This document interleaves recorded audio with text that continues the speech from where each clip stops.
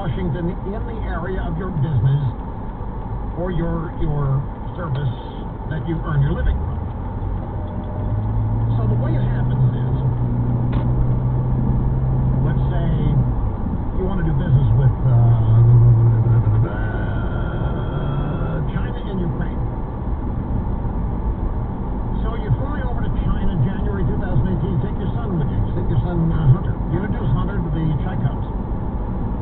The Chicoms want to have an influential relationship with the vice president. They want to have the ability to do whatever it is they want to get done. They can't just pay the vice president off. Can't just pay the president off. That's not how it happens. But what if they hire the vice president's kid and put him on the board of some company and pay him, in this case, $1 billion? Okay, well, that's a lot of influence. That means Joe Biden owes you. Means Hunter Biden owes you. Next is Ukraine. Let's say you want some business in Ukraine. You got some stuff going on there, so you take your son over, Hunter, and you get him on an energy company board of directors named Burisma. And then a problem develops. And Burisma pays Hunter $85,000. He's got no experience in energy business, none whatsoever. He's never been in the energy field, couldn't tell you what it's about. But he's on the board, gets $85,000. Everything's fine and dandy, except one of the lead government prosecutors in Ukraine, Victor Shokin, gets very suspicious that something is going on that's not right. He starts an investigation into Burisma and Hunter Biden. Joe Biden hears about it. Goes over to Ukraine, has a meeting with the president of Ukraine, tells the president of Ukraine, you know, you guys have $1 million in American aid headed your way soon. You want that money? Oh, yeah. Well, then you got to get this prosecutor going after my son fired. You can't do that. Yeah, you can, and you got 6 hours. You want the $1 billion, you got to get rid of that prosecutor. Prosecutor's bad news. You don't believe me? Call the big dog. He'll take the call, meaning Obama. Call Obama, he'll believe me. So, as Biden tells the story, he leaves the office of the president of Ukraine. 6 hours later, gets a phone call. Says, some bitch. Prosecutor just got fired.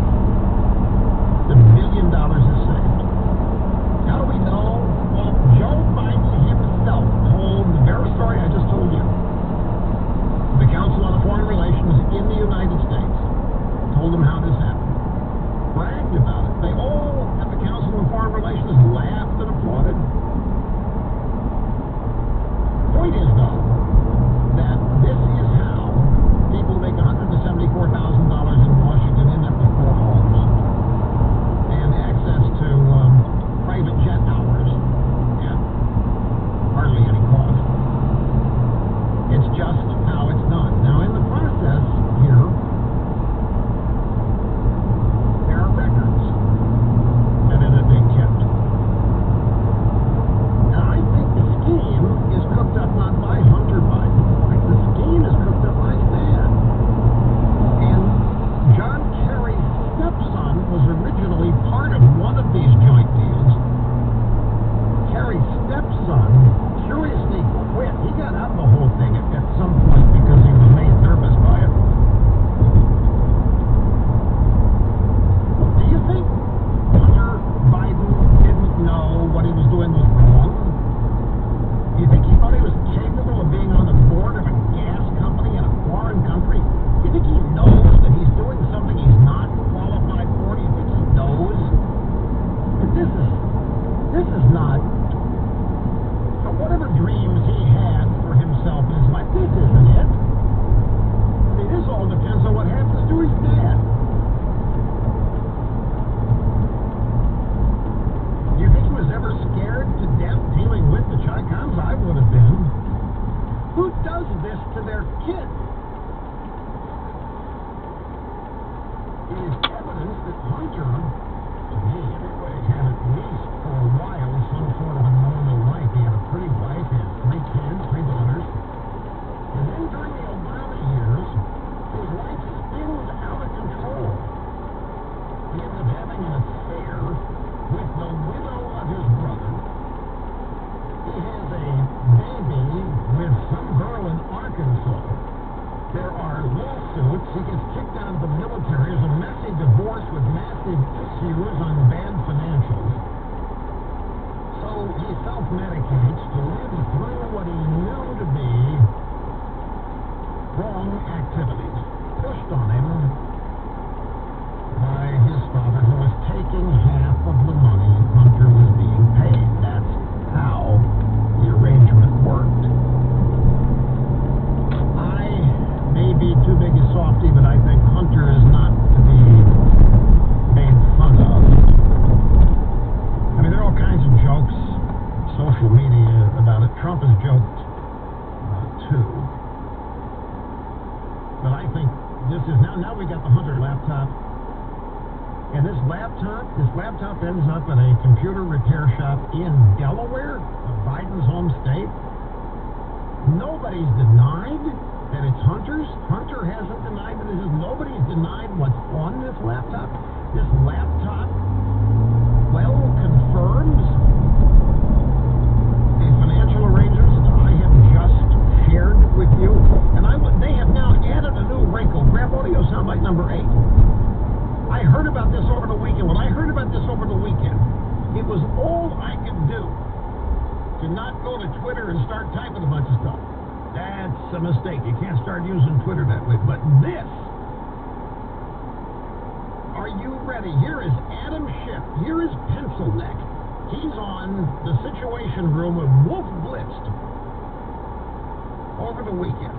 And the question, well, you know, it's not like Rudy Giuliani's peddling this information in a vacuum. It's made its way all the way to Commander-in-Chief with a big smile on his face. The origins of this whole smear are from the Kremlin, and the president is only too happy to have Kremlin help in trying to amplify it. I think we know who the driving force behind this smear has been all along, and it's been the president and the Kremlin. Are you kidding me? So the Hunter Biden laptop and the data that's on it is Russian?